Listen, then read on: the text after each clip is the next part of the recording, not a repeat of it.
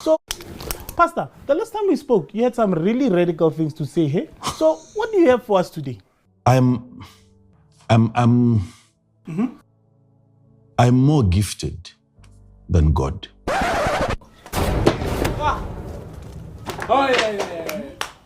And God knows that. Early list Yana gift. Yes. I'm more gifted than him. Zimbabwe, please explain to us. How can I describe you?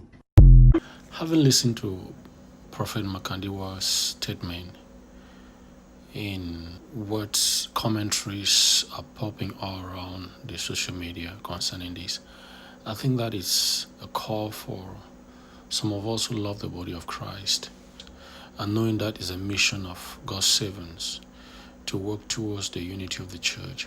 I just want to make sure that you understand what is actually going on here.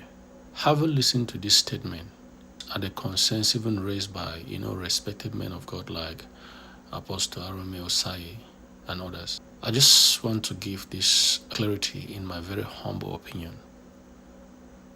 Because you see, things like these falls in the hands of those who intentionally want to tear apart the church of God. And they take it and hide the truth and point out only those things that look terrible or that would help to tear the body apart. But we lovers of the body, we servants of God, we have the responsibility, according to Ephesians chapter 4, from verses 11, to make sure that we work towards the unity of the church. The prophet was flowed from an earlier declaration that God is not gifted. He had earlier said this, that God is not gifted. When he said that, there was a lot of noise all around, and he said he stayed for over 2 years, hoping that these people who are quick to castigate, condemn men of God, don't even stick to their own principles. So he made this other later declaration just to disprove them. He said, as soon as he made it, the same people who castigated him, that he said God is not gifted, came over now and started criticizing him. So his intention was to demonstrate the inconsistency and the dishonesty of these people who hate the church. In that context, he sought to highlight a profound truth. Our God is completely self-sufficient, the eternal giver of every good and perfect gift, who lacks nothing and receives nothing from anyone. James 1:17 says so. He is the origin and the source of all things. A clearer and more helpful way that I think he would have expressed in order to follow up this thought would have been that, okay, God is the giver of every good and perfect gift. He lacks nothing. Because of his generosity, when we receive and operate fully in spiritual gifts, we become gifted in a way that God, as a pure giver, is not. You see, that would have sounded much better. This is not exalting ourselves, but celebrating his grace and what he has entrusted us for building up the church. The prophet has since clarified, anyway, his intention. At the same time, whatever Apostle Osayi said was a way of the rebuke, making sure that we are, careful, because there are some of these declarations that people who have not understood the gospel will take it another way, will take it a different way, will take it too far.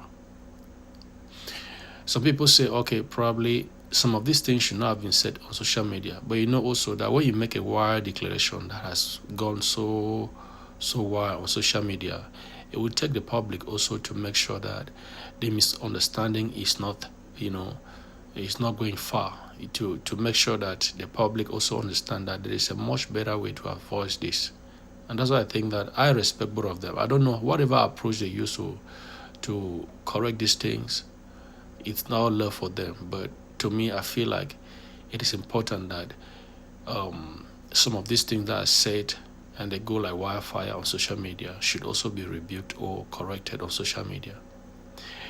If I were the one, rather than saying that I'm more gifted than God, I would say I'm gifted.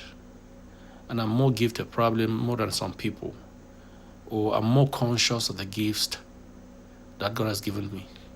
because there is no comparison between the gifted and the giver. In fact, God is not gifted, as we say. That's true. But to say I'm more gifted than God, it seems like God has some few gifts and you have more. Or it seems like these gifts now are coming from other sources. However, if we were to look into it deeply and to see the intentions, you realize that, in fact, all that we are and all that we have are gifts from God. He is the source of everything. He is the origin of everything. And he doesn't have gifts. He doesn't have anything. Rather, he is everything. He doesn't have anything. Rather, he is everything. All that we receive from him, we receive as gift. But he is the origin of all those things. So the truth is, God is not gifted. If you have to say God is gifted, who gifted God? In fact, if God is gifted, then the person that gifted God should be our God, not the one that we are talking about right now. And that's actually what the prophet further explained as you listen to this other part of his explanation. He said in his declaration, he actually demonstrated how limited he as a human is, because he can be nothing without a gift. And yet, the gifter himself is not gifted. So I hope that this blesses us, and to also understand that often when we see declarations like these, they come from a very deep insight that sometimes men of God are not careful enough to explain the depth, and people take it as shallow as they are, and they run with it. And it seems like the men of God are working against the church. But in reality, when I heard this statement, I knew very well that it had a meaning. It had a meaning. I didn't have to, need any further explanation. I knew what he actually said, because indeed, it just was done in me that, of course, God is not gifted. But you know what? It takes people who love the body of Christ to see these things like that and understand. However, there are some who will look at it, and because they first of all hate the church, they hate the prophets, they will use it now as a headline. Don't fall into that class. We love the church. The church has prophets in our days, apostles, teachers, pastors, evangelists. All of them are needed to the building of all of them are needed for the building of a church. God bless you.